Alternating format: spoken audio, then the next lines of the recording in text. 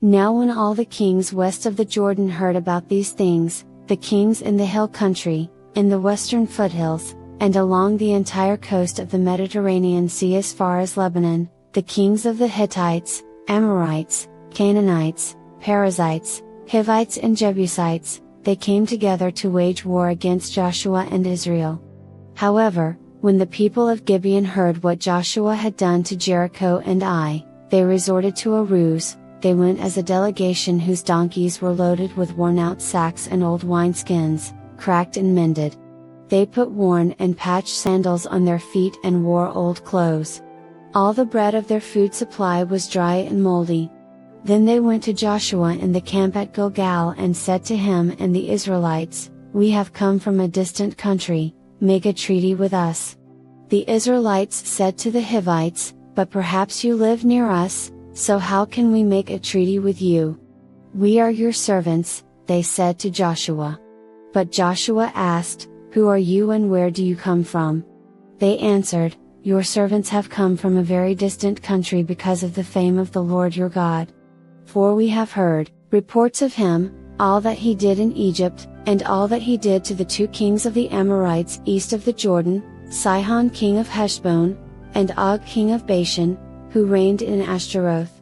And our elders and all those living in our country said to us, 'Take provisions for your journey, go and meet them and say to them, we are your servants, make a treaty with us.' This bread of ours was warm when we packed it at home on the day we left to come to you. But now see how dry and moldy it is. And these wineskins that we filled were new, but see how cracked they are. And our clothes and sandals are worn out by the very long journey." The Israelites sampled their provisions but did not inquire of the Lord. Then Joshua made a treaty of peace with them to let them live, and the leaders of the assembly ratified it by oath. 3 days after they made the treaty with the Gibeonites, the Israelites heard that they were neighbors, living near them. So the Israelites set out and on the 3rd day came to their cities, Gibeon, Kephirah, Beerot, and Kiriath Jearim. But the Israelites did not attack them, because the leaders of the assembly had sworn an oath to them by the Lord, the God of Israel. The whole assembly grumbled against the leaders, but all the leaders answered, "We have given them our oath by the Lord, the God of Israel, and we cannot touch them now. This is what we will do to them, we will let them live, so that God's wrath will not fall on us for breaking the oath we swore to them." They continued, "Let them live, but let them be woodcutters and water carriers in the service of the whole assembly." So the leader's promise to them was kept. Then Joshua summoned the Gibeonites and said, "Why did you deceive us by saying, 'We live a long way from you,' while actually you live near us? You are now under a curse, you will never be released from service as woodcutters and water carriers for the house of my God."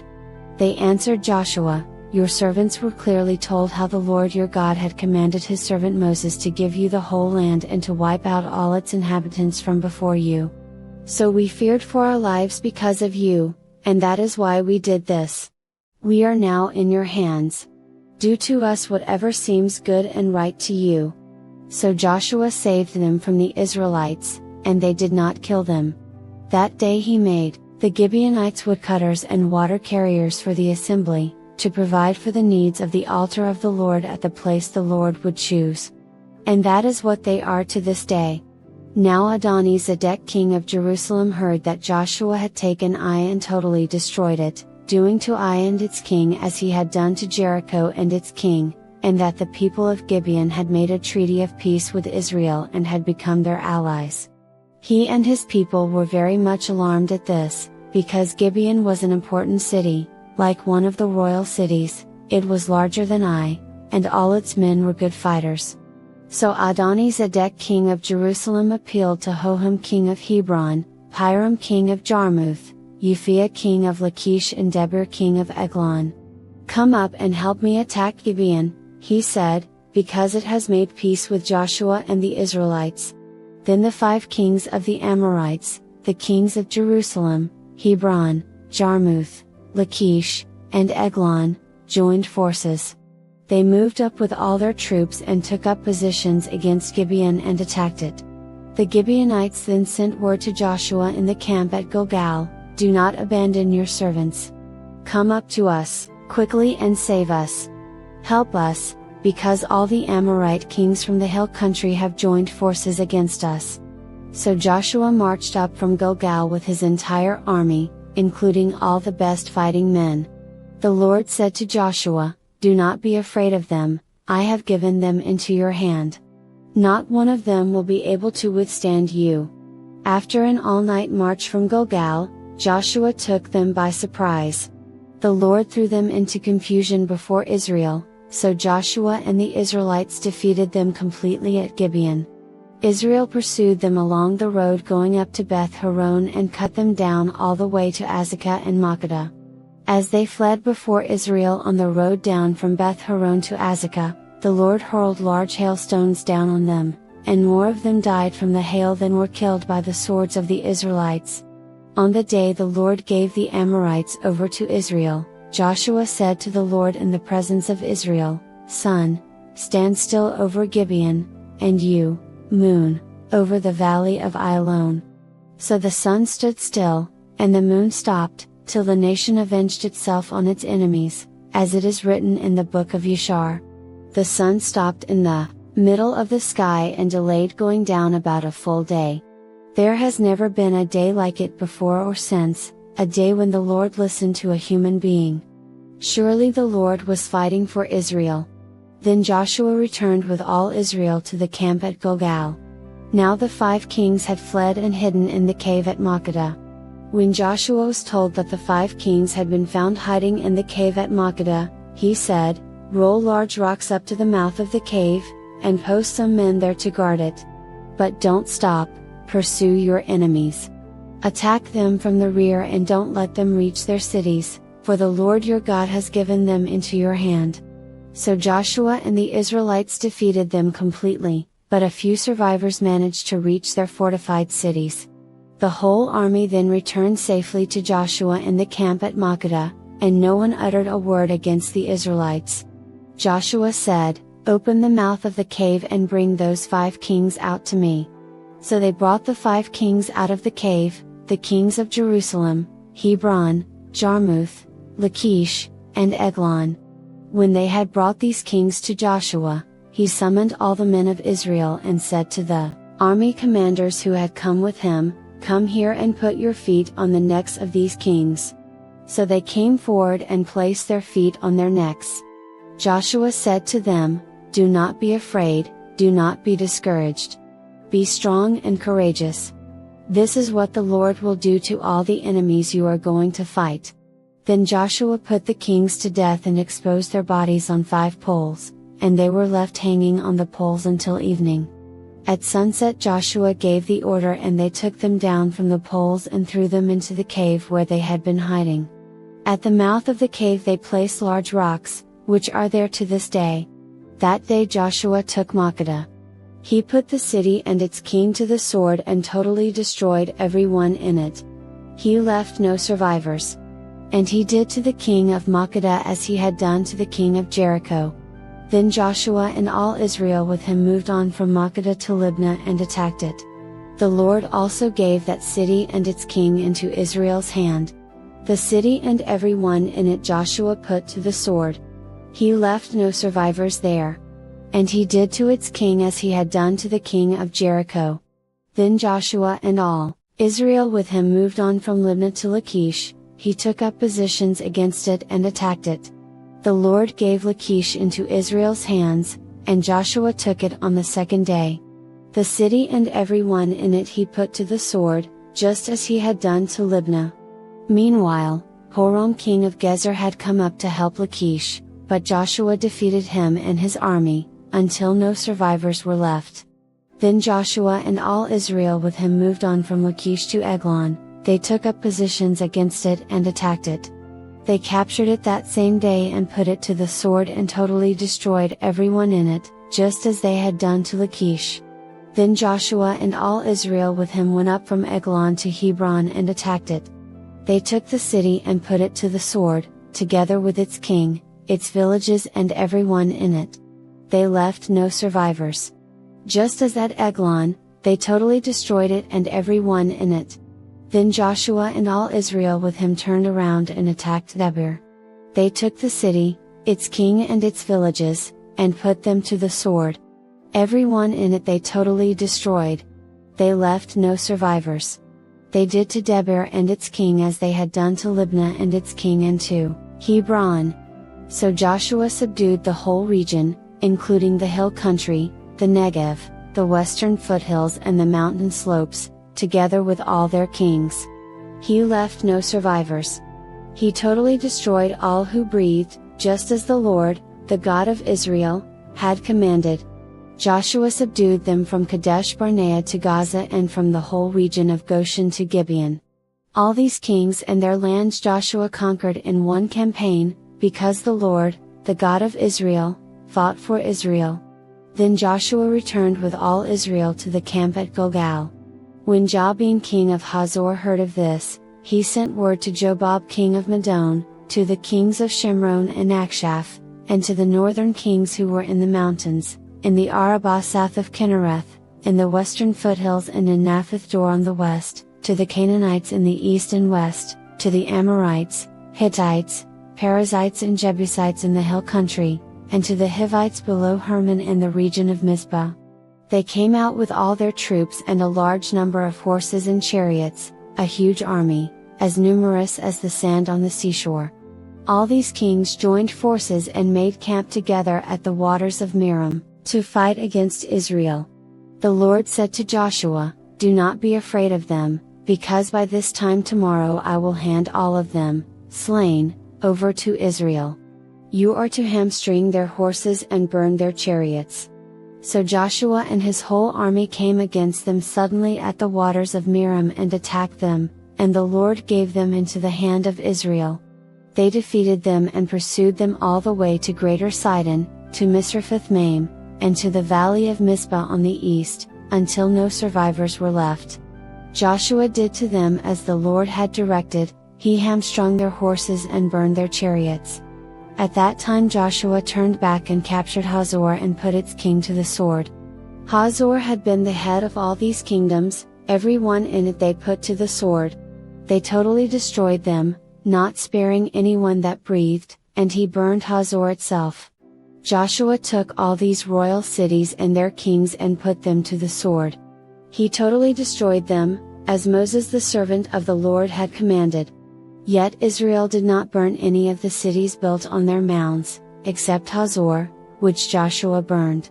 The Israelites carried off for themselves all the plunder and livestock of these cities, but all the people they put to the sword until they completely destroyed them, not sparing anyone that breathed.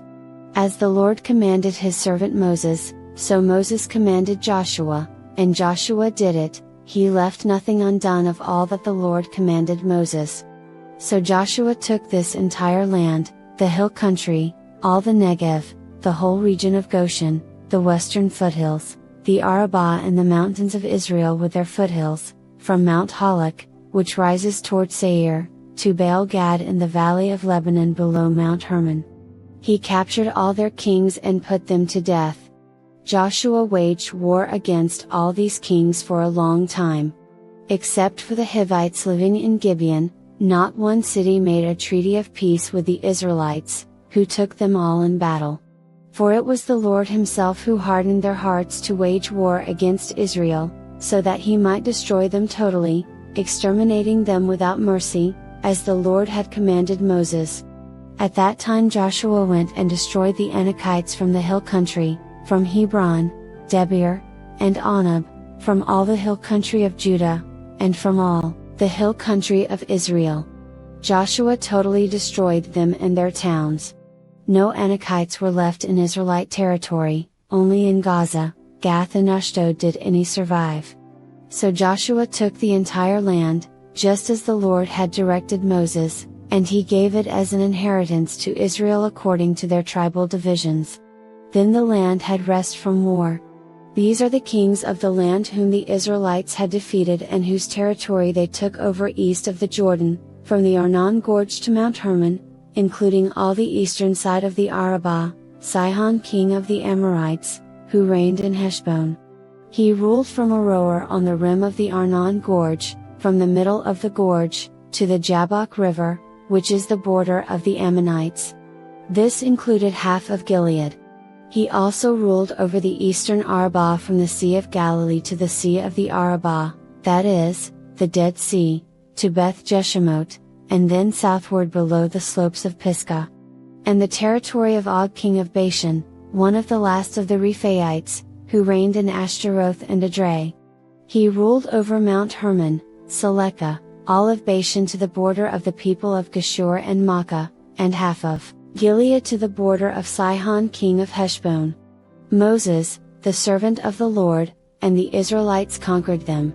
And Moses the servant of the Lord gave their land to the Reubenites, the Gadites and the half-tribe of Manasseh to be their possession. Here is a list of the kings of the land that Joshua and the Israelites conquered on the west side of the Jordan, from Baal-Gad in the valley of Lebanon to Mount Halak, which rises toward Seir. Joshua gave their lands as an inheritance to the tribes of Israel according to their tribal divisions. The lands included the hill country, the western foothills, the Arabah, the mountain slopes, the wilderness and the Negev. These were the lands of the Hittites, Amorites, Canaanites, Perizzites, Hivites, and Jebusites. These were the kings: the king of Jericho, 1, the king of Ai near Bethel, 1, the king of Jerusalem, 1, the king of Hebron, 1, the king of Jarmuth, 1, the king of Lachish, 1, the king of Eglon, 1, the king of Gezer, 1, the king of Debir, 1, the king of Gedor, 1, the king of Hormah, 1, the king of Arad, 1, the king of Libnah, 1, the king of Adullam, 1, the king of Makkedah, 1, the king of Bethel, 1, the king of Tappuah, 1, the king of Heper, 1, the king of Aphek, 1, the king of Lasharon, 1, the king of Madon, 1, the king of Hazor, 1, the king of Shemron Maron, 1, the king of Akshaph, 1, the king of Tanakh, 1,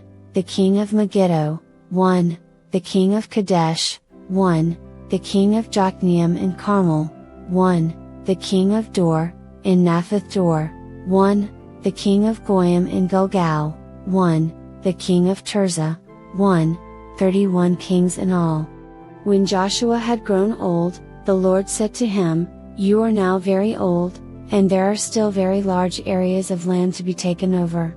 This is the land that remains, all the regions of the Philistines and Geshurites, from the Shihor River on the east of Egypt to the territory of Ekron on the north, all of it counted as Canaanite though held by the 5 Philistine rulers in Gaza, Ashdod, Ashkelon, Gath and Ekron, the territory of the Aites on the south, all the land of the Canaanites, from Ara of the Sidonians as far as Aphek and the border of the Amorites, the area of Byblos, and all Lebanon to the east, from Baal-Gad below Mount Hermon to Lebo Hamath.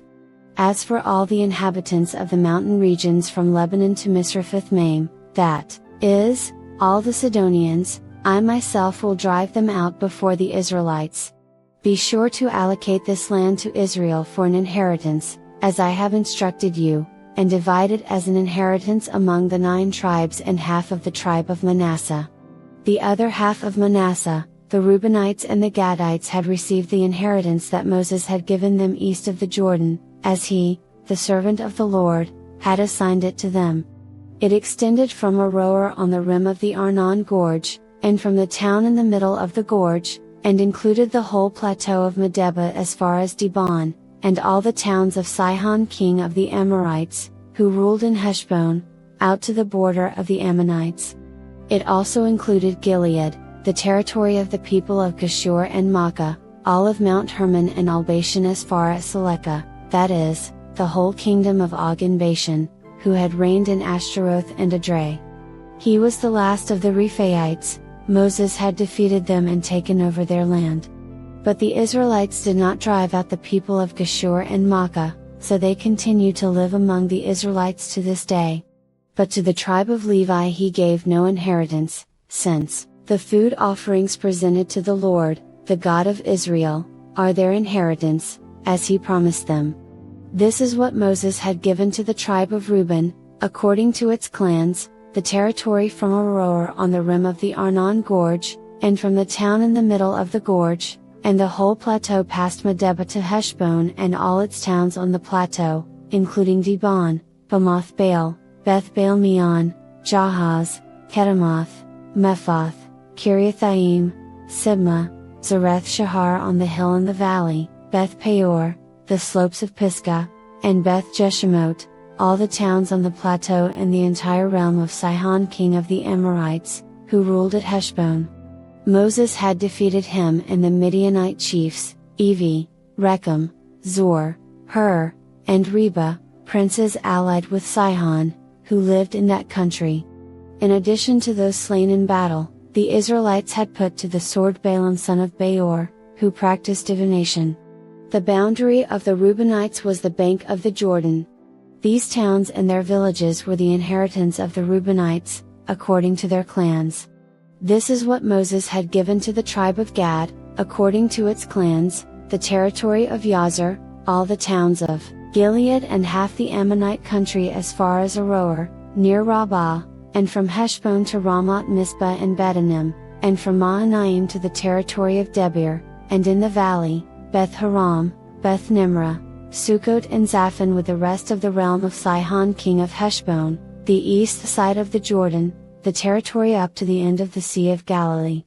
These towns and their villages were the inheritance of the Gadites, according to their clans.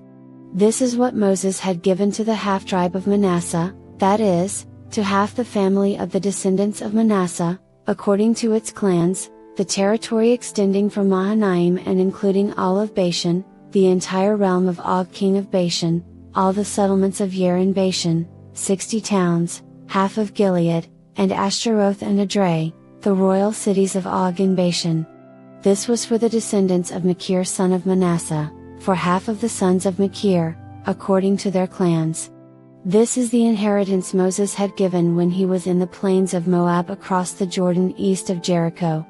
But to the tribe of Levi, Moses had given no inheritance. The Lord, the God of Israel, is their inheritance, as he promised them. Now these are the areas the Israelites received as an inheritance in the land of Canaan, which Eleazar the priest, Joshua son of Nun and the heads of the tribal clans of Israel allotted to them. Their inheritances were assigned by lot to the 9½ tribes, as the Lord had commanded through Moses. Moses had granted the 2½ tribes their inheritance east of the Jordan but had not granted the Levites an inheritance among the rest, for Joseph's descendants had become 2 tribes, Manasseh and Ephraim. The Levites received no share of the land but only towns to live in, with pasture lands for their flocks and herds. So the Israelites divided the land, just as the Lord had commanded Moses. Now the people of Judah approached Joshua at Gilgal, and Caleb son of Jephunneh the Kenizzite said to him, "You know what the Lord said to Moses the man of God at Kadesh Barnea about you and me. I was 40 years old when Moses the servant of the Lord sent me from Kadesh Barnea to explore the land. And I brought him back a report according to my convictions, but my fellow Israelites who went up with me made the hearts of the people melt in fear. I, however, followed the Lord my God wholeheartedly. So on that day Moses swore to me, 'The land on which your feet have walked will be your inheritance and that of your children forever, because you have followed the Lord my God wholeheartedly.' Now then, just as the Lord promised, he has kept me alive for 45 years since the time he said this to Moses, while Israel moved about in the wilderness. So here I am today, 85 years old. I am still as strong today as the day Moses sent me out. I'm just as vigorous to go out to battle now as I was then. Now give me this hill country that the Lord promised me that day. You yourself heard then that the Anakites were there and their cities were large and fortified, but, the Lord helping me, I will drive them out just as he said." Then Joshua blessed Caleb son of Jephunneh and gave him Hebron as his inheritance. So Hebron has belonged to Caleb son of Jephunneh the Kenizzite ever since, because he followed the Lord, the God of Israel, wholeheartedly. Hebron used to be called Kiriath Arba after Arba, who was the greatest man among the Anakites, then the land had rest from war. The allotment for the tribe of Judah, according to its clans, extended down to the territory of Edom, to the desert of Zin in the extreme south. Their southern boundary started from the bay at the southern end of the Dead Sea, crossed south of Scorpion Pass, continued on to Zin and went over to the south of Kadesh Barnea. Then it ran past Hezron up to Adar and curved around to Karka. It then passed along to Asmon and joined the Wadi of Egypt, ending at the Mediterranean Sea. This is their southern boundary. The eastern boundary is the Dead Sea as far as the mouth of the Jordan. The northern boundary started from the Bay of the Sea at the mouth of the Jordan, went up to Beth Hogla and continued north of Beth Arabah to the stone of Bohan son of Reuben. The boundary then went up to Debir from the valley of Achor and turned north to Gilgal, which faces the pass of Adumim south of the gorge. It continued along to the waters of En Shemesh and came out at En Rogel. Then it ran up the valley of Ben Hinnom along the southern slope of the Jebusite city, that is, Jerusalem. From there it climbed to the top of the hill west of the Hinnom Valley at the northern end of the valley of Rephaim. From the hilltop the boundary headed toward the spring of the waters of Nephtoah, came out at the towns of Mount Ephron and went down toward Baalah, that is, Kiriath Jearim. Then it curved westward from Baalah to Mount Seir, ran along the northern slope of Mount Jearim, that is, Kesalon, continued down to Beth Shemesh and crossed to Timnah. It went to the northern slope of Ekron, turned toward Shikharon, passed along to Mount Baalah and reached Jabneel. The boundary ended at the sea. The western boundary is the coastline of the Mediterranean Sea. These are the boundaries around the people of Judah by their clans. In accordance with the Lord's command to him, Joshua gave to Caleb son of Jephunneh a portion in Judah, Kiriath Arba, that is, Hebron. Arba was the forefather of Anak. From Hebron Caleb drove out the three Anakites, Shishai, Ahiman and Talmiah, the sons of Anak. From there he marched against the people living in Debir, formerly called Kiriath Sepher. And Caleb said, I will give my daughter Aksah in marriage to the man who attacks and captures Kiriath Sepher. Othniel son of Kenaz, Caleb's brother, took it, so Caleb gave his daughter Aksah to him in marriage. One day when she came to Othniel, she urged him to ask her father for a field. When she got off her donkey, Caleb asked her, What can I do for you? She replied, Do me a special favor. Since you have given me land in the Negev, give me also springs of water. So Caleb gave her the upper and lower springs. This is the inheritance of the tribe of Judah, according to its clans. The southernmost towns of the tribe of Judah in the Negev toward the boundary of Edom were, Kabzeel, Eder, Jagur, Kena, Dimnah, Adada, Kadesh, Hazor, Ithnan, Ziph, Talim, Bealoth, Hazor Hadada, Kerioth Hezron, that is, Hazor, Amam, Shema, Moladah, Hazar Gada, Heshmon, Beth Peleh, Hazar Shual, Beersheba, Biziothia, Bala, Eam, Ezem, Eltalad, Kezel, Hormah, Ziklag, Madmannah, Sansannah, Lebaoth, Shilhim, Ain, and Rimmon, a total of 29 towns and their villages. In the western foothills, Eshtaol, Zorah, Ashna, Zanoah, En-Ganim, Tapua, Enam, Jarmuth, Adulam, Soko, Azekah, Sharaim, Aditham and Gederah, or Gederothaim, 14 towns and their villages. Zenon, Hadashah, Migdal Gad, Dilion, Mizpah, Joktheel, Lachish, Bozkath, Eglon, Cabin, Lamas, Kitlish, Gederoth, Beth Dagon, Nama, and Makkedah, 16 towns and their villages. Libnah, Ether, Ashan, Ifta, Ashna, Nezib, Kala, Akzib, and Horatia, 9 towns and their villages. Ekron, with its surrounding settlements and villages, west of Ekron, all that were in the vicinity of Ashdod, together with their villages, Ashdod, its surrounding settlements and villages, and Gaza, its settlements and villages, as far as the Wadi of Egypt and the coastline of the Mediterranean Sea.